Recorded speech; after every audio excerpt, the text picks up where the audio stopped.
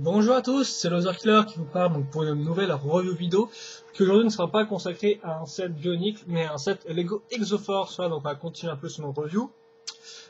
Et donc aujourd'hui on va rouvrir un set de 2006, donc la première année d'Exoforce, et un set méchant qui fait partie de des 4 sets de taille moyenne. Voilà tout bêtement. Et ce set là c'est le Thunder Fury. Voilà donc la boîte, oui, parce que cette fois-ci j'ai les boîtes, elles sont un peu plus petites et en plus elles sont intéressantes à montrer, donc voilà pourquoi je les montre.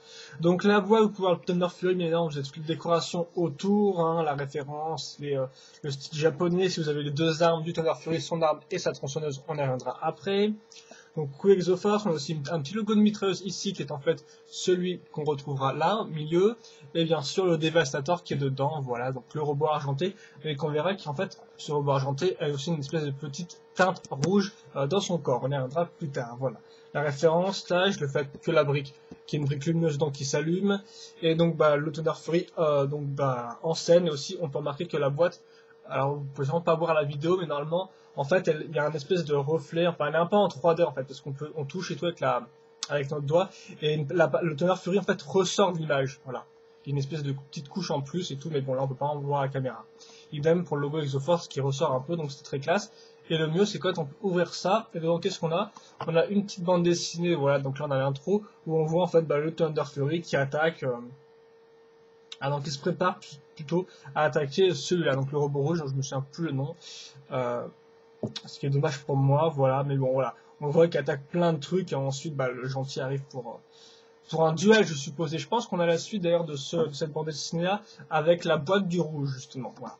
Et donc ici, ce qui était cool, c'est aussi qu'on avait le modèle, donc, de face, tout bêtement, avec un petit effet 3D, là on peut voir un peu les polygones de l'intérieur, tout ça tout bêtement, et aussi des effets un peu en négatif, on voit les armes, tout ça, enfin bref, tout ce qui est bien, toutes les fonctionnalités du set sont mises en avant, ces armes, le fait que ce soit lumineux et tout, etc. Et le modèle alternatif en bas aussi, qu'on peut retrouver sur certaines de Lego, tout bêtement. Enfin, on peut retrouver 4 images d'instructions pour nous aider, tout bêtement. On n'avait pas les instructions d'entier. À l'arrière, la même image pour tout le monde, donc, enfin, à part pour les gentils qui ont un autre combo, mais non, là, c'est l'espèce de combo qu'on peut faire avec ces deux-là, les deux moyens. Et là, la fameuse scène où on a toutes les scènes de la première vague, voilà, qui se passent entre eux sur des ponts. Et je pense que ça a duré quand même assez longtemps, cette présentation sur la boîte, donc on va enchaîner tout de suite avec le mode d'emploi. Hop là, très rapide, hein. On pourra noter que oui, ici, on nous demande de poser les stickers, en fait, voilà, tout bêtement. D'ailleurs, encore plus après, il me semble. Voilà, là il y a vraiment beaucoup de stickers avec les Exoforce, donc c'est pour ça qu'en fait on nous dit précisément où les mettre avec les numéros qui vont avec, voilà. Oui, qu'est-ce qu'on a ensuite? Oui, la liste des pièces apparue en 2006, la même image de groupe, voilà.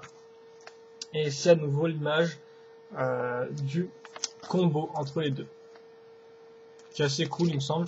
Je sais plus son nom d'ailleurs. Voilà, et des pubs.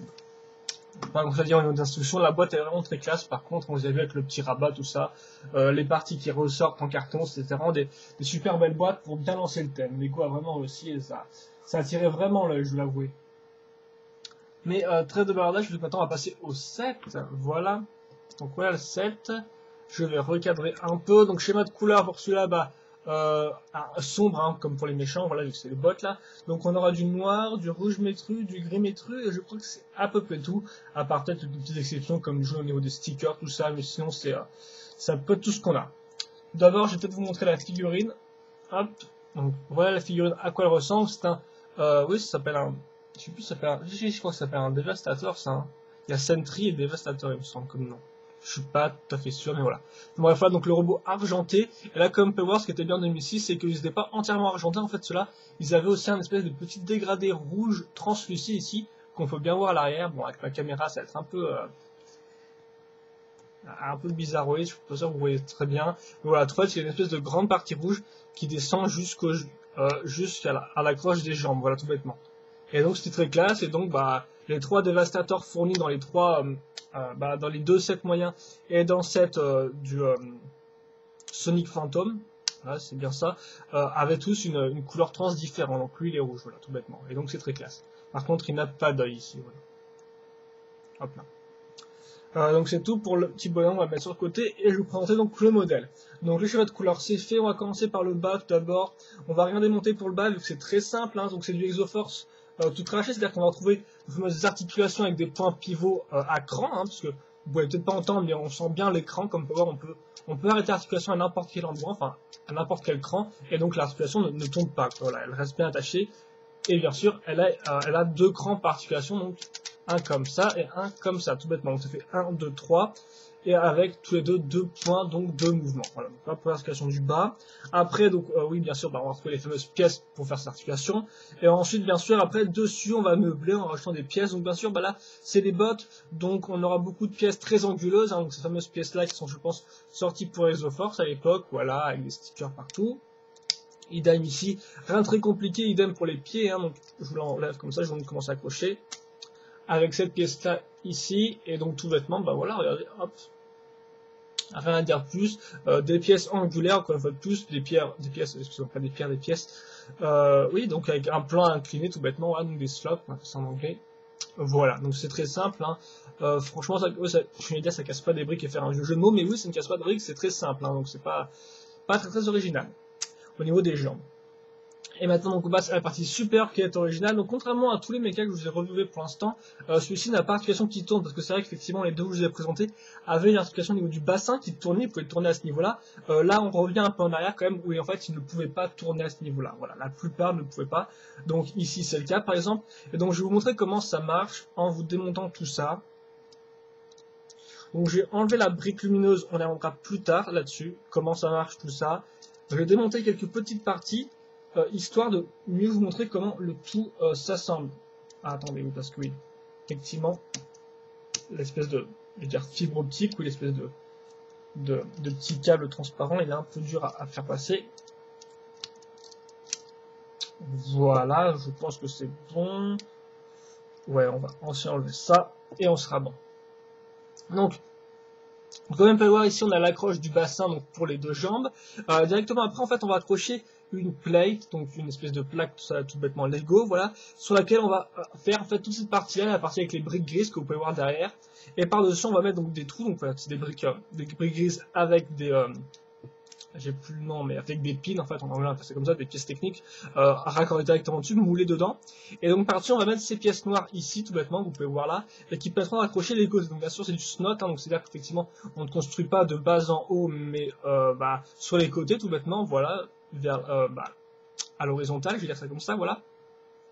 Et donc c'est du snot pour ça, comme on peut le voir aussi, on va raccrocher ici aussi le fibre optique, sur lequel on va raccrocher la brique d'ailleurs, qui peut coulisser, comme on peut le voir, dans ce trou-là. On y reviendra là-dessus parce que comme on peut le voir, on a aussi une... Voilà, on met ça dans le trou, parfaitement.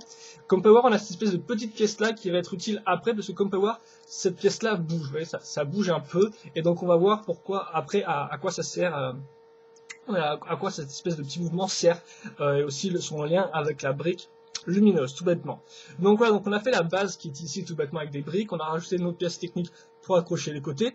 Les côtés, je vais vous les montrer, donc voilà à quoi ressemble un côté. Comme on peut voir, on a les trous disponibles donc pour accrocher ici, sur cette espèce de pièce grise là, tout bêtement. Et après, en fait, l'avant de ce vaisseau, de ce robot, de ce mecha là, il est très donc balèze, effectivement, vu qu'on a beaucoup de pièces inclinées qui partent vers l'avant, c'est très agressif comme design.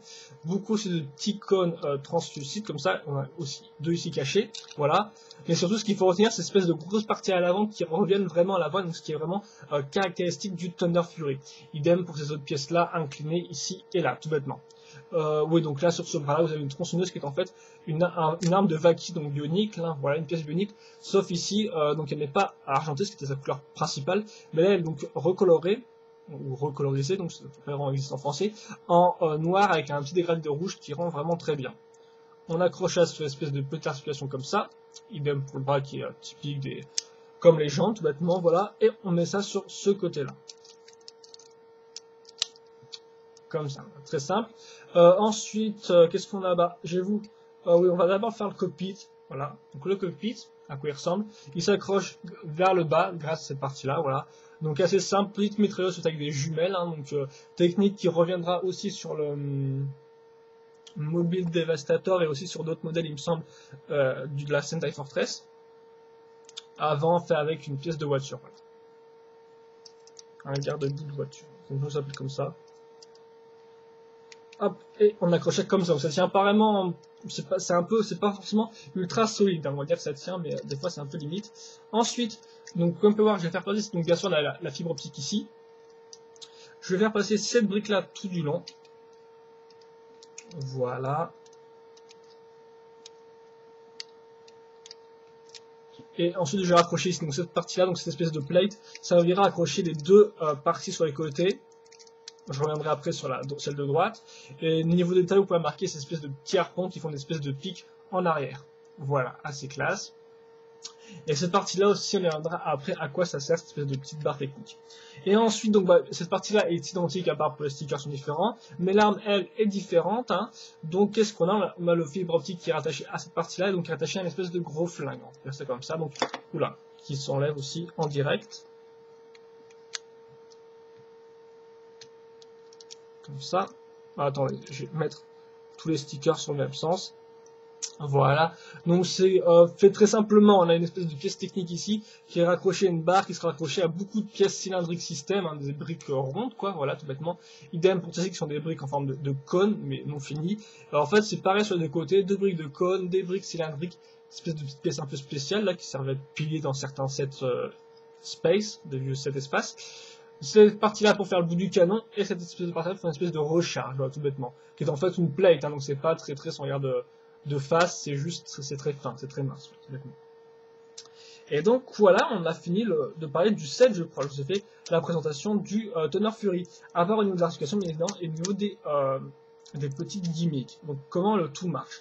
Donc tout d'abord, qu'est-ce qu'on va faire peut-être oui, je pense que je vais vous montrer comment marche la brique lumineuse tout d'abord. Donc comme vous pouvez le voir, elle est ici, elle a bien sûr un interrupteur, en fait un espèce de petit interrupteur dessus qui est en bas, donc.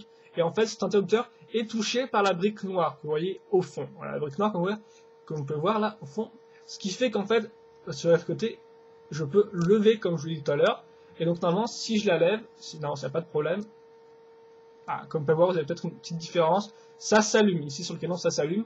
Pourquoi? Parce que j'appuie à l'arrière. Et donc ça active l'interrupteur sur la brique lumineuse, vu qu'il y a une espèce, la brique noire se lève et donc active l'interrupteur.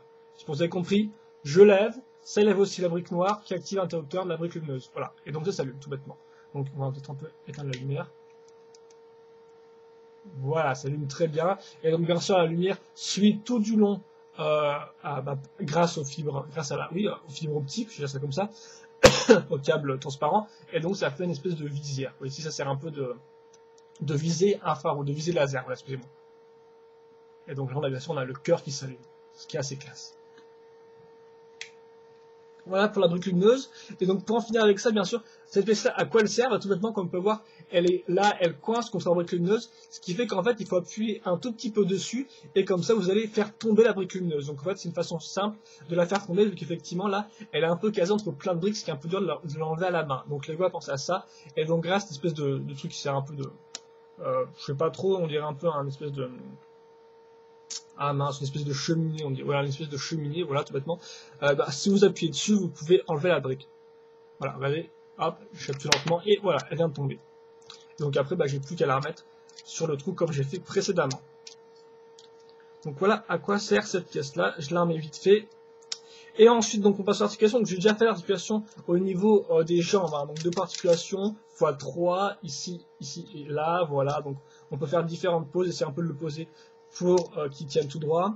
Niveau des jambes, on a un peu d'articulation qui est identique, donc c'est-à-dire avec 2 axes et sur l'écran. Le reste est un peu plus libre, donc là, donc là, il a aussi sur 2 axes, comme vous pouvez voir, il peut être sur un axe, et l'autre, il a d'écran sur un autre axe. Mais c'est quand même assez limité parce que ça bloque à ce niveau-là, et ça bloque à 80 degrés ici. Et là donc, idem, hein, 2 points d'articulation, 2 axes en fait, sur cette articulation-là, et après, en fait, il peut juste tourner. Donc c'est vrai que des fois, ça gêne un peu au niveau de la fibre optique qui est un peu peut-être trop légère, ce qui fait qu'on peut pas trop le baisser, sinon ça casse, voilà. Je veux dire, on peut pas trop baisser cette partie-là, sinon on peut voir la pièce se tend, le câble se tend. Donc après, c'est un peu dur de... Donc après, elle menace de tomber, quoi. Par contre, ça s'arrête pas de se casser, je sais pas trop pourquoi. De toute façon, le modèle Exoforce au début était quand même assez fragile, il faut le noter, hein. C'était pas non plus des merveilles de conception sur certains aspects. Et donc voilà, je pense que j'ai à peu tout fait, donc j'ai plutôt essayé de vous mettre en pause. Voilà, c'est un peu moche ça. Je sais que je peux faire mieux. On va essayer de le mettre. Voilà, comme vous pouvez voir là par exemple j'ai 3 appuyés et donc la pièce est tombée. On va le mettre comme ça, voilà. Donc c'est un peu dommage effectivement ce câble parce qu'ils sont tous de la même longueur bien évidemment. Et donc là bah, il est un peu léger sur le... Excusez-moi. Il est un peu léger sur le Thunder Fury. Voilà, on va le mettre comme ça, en avant, en train de recharger, se préparer à attaquer avec sa tronçonneuse. Ensuite on n'a plus qu'à mettre le bonhomme sur les 4 tenons ici. Là encore, aidez-vous, enfin, tenez un peu les différentes parties du vaisseau quand vous le faites, sinon il risque de passer au travers, quoi. Et voilà, je crois que c'est tout. Et voilà pour le Thunder Fury. On va un peu s'éloigner. Ah mince, on n'a pas trop le... Il est pas en grand, bien évidemment. Ouais, bon, je vais pas non plus trop vous le... Voilà, je vais pas vous mettre le bout du flingue, hélas, mais bon, voilà. Vous avez plus ou moins vu le Thunder Fury. Maintenant, un petit temps à la rendre parce que j'y pense jamais avec cette Exoforce. Donc voilà un peu à quoi ça ressemble. Hein. Comme on peut voir de côté, c'est vraiment très imposant. La partie cockpit avec ces pièces-là remonte vraiment en avant, ce qui est vraiment une spécificité de ce design-là. La porte arrière, par contre, elle est assez générale. Elle revient à environ tous les designs de cette Exoforce de la première vague, voilà. Et donc je pense que c'est tout pour ce set-là. Ah oui, aussi on dirait qu'il peut pas trop, ouais, il peut pas trop baisser ses bras. Attendez, voilà, en plus il se pète assez facilement. Là. On va le mettre plutôt, on va lui mettre les bras comme ça, près du corps, comme ça. Ça fera qu'ils ne remonteront pas par-dessus le cockpit. Voilà, déjà une espèce de meilleur look comme ça. Et voilà, il y a aussi la petite maîtrise à l'avant, j'ai précisé le son dans le cockpit, voilà.